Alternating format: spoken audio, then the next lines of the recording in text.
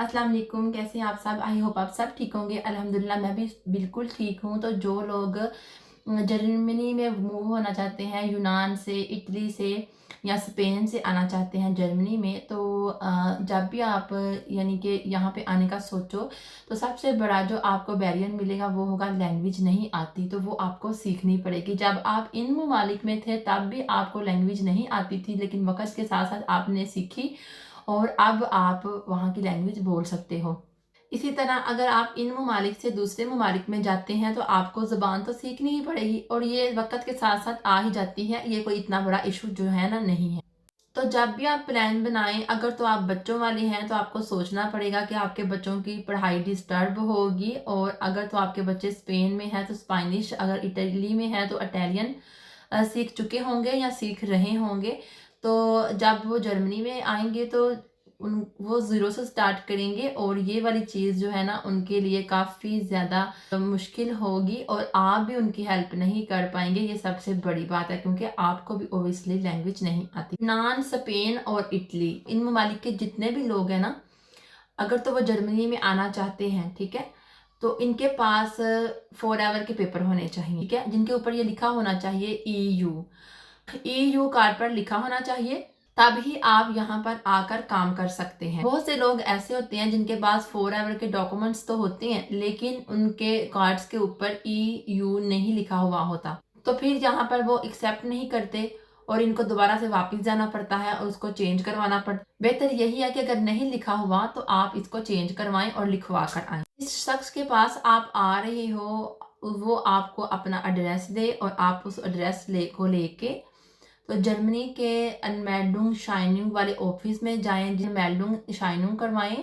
और ये वो ऑफिस है जिसको रथ हाउस बोलते हैं। यहाँ पर जाके आपने अपना एड्रेस जो है वो रजिस्ट्रेशन करवाना है। इटली में इसको कमूना बोलते हैं और जर्मनी में इसको रथ हाउस बोलते हैं। ये तो हो गया आपके एड्रेस का सबूत कि आपकी रहाइश कहाँ है, ठीक है। दूसरा, आपको काम का कॉन्ट्रैक्ट चाहिए होगा। फर्स्ट नंबर पे जो आपकी हेल्प करते हैं पाकिस्तानी होते हैं और बांग्लादेशी होते हैं और इंडियंस होते हैं।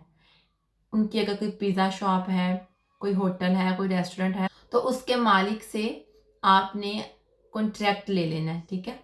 और उस कॉन्ट्रैक्ट को लेकर आपने जाना है आउसलैंडर ब्यूरो जाना है, यानी कि आपने इमिग्रेशन अथॉरिटी के पास जाना होगा।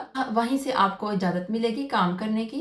जब आपको इजाज़त मिल जाएगी तो आप अपना काम लीगली तौर पर जारी रख सकते हैं। हो सकता है कि वो आपसे 1, 2 या 3 माह की सैलरी स्लिप मांगे, मतलब जिस जगह आप काम कर रहे हो वहाँ की पे स्लिप, जो आपको वो पैसे पे करते हैं उसकी पे स्लिप। अब पे स्लिप देने के बाद आपका रेजिडेंट परमिट इशू हो जाएगा। अब आप काम कर सकते हैं, लेकिन 1 साल के अंदर अंदर आप कहीं और काम नहीं कर सकते। पूरा 1 साल आपने इसी मालिक के पास काम करना है। 1 साल से पहले पहले आप अपना काम चेंज नहीं कर सकते। दूसरे नंबर पे वो कौन से लोग हैं जिनका यहाँ पे आना और काम करना आसान हो जाता है। तो फर्स्ट नंबर पे कुक हो, किचन हेल्पर हो या फिर पिज़्ज़ा मेकर हो। तो इन लोगों को ना जर्मन में काफ़ी ज़्यादा रिक्वायरमेंट है। यहाँ पे ना काम करने वालों की काफ़ी कमी होती जा रही है। तो जो पिज़्ज़ा वाले हैं ना वो कहते हैं कि हमें पिज़्ज़ा बनाने वाला मिल ही नहीं रहा।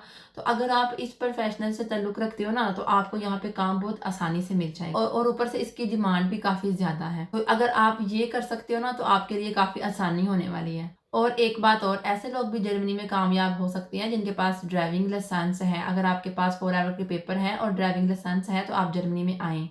अगर आप मूव होना चाहते हैं तो आप मूव हो जाएँ। आपको अगर अपने जहाँ पे आप रह रहे हैं वहाँ पे आप मुतमिन नहीं हैं तो आपको मूव हो जाना चाहिए।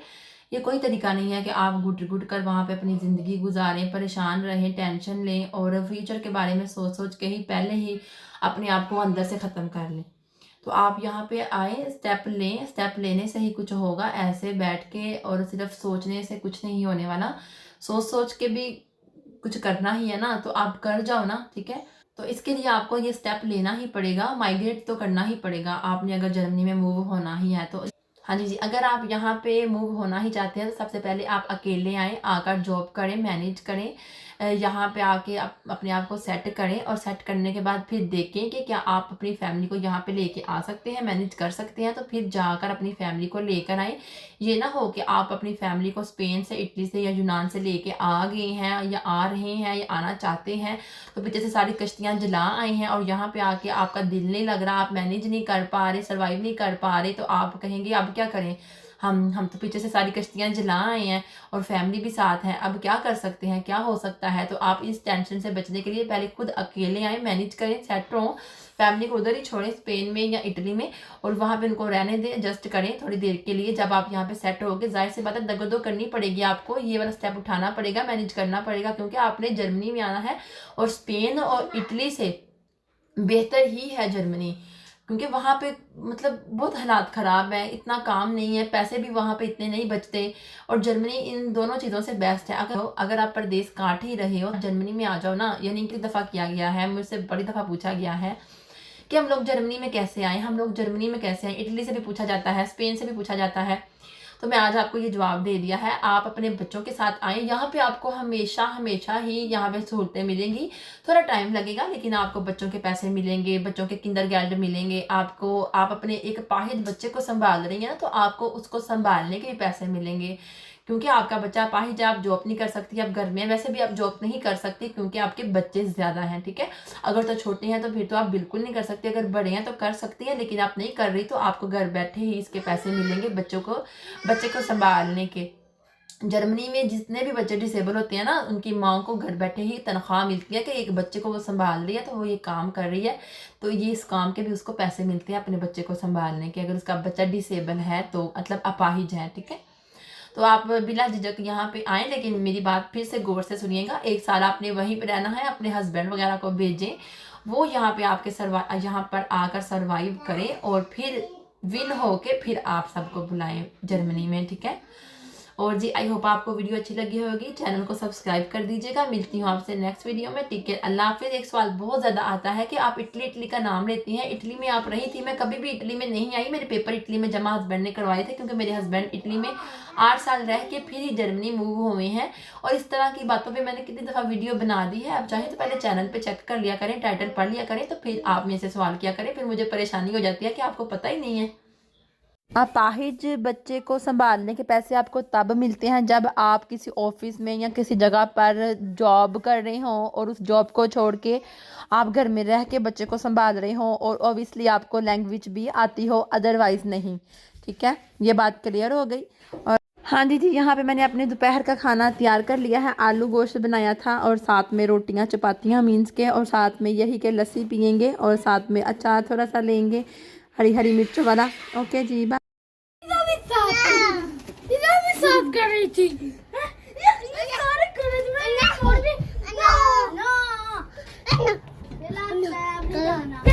तो दिखाओ मामा को।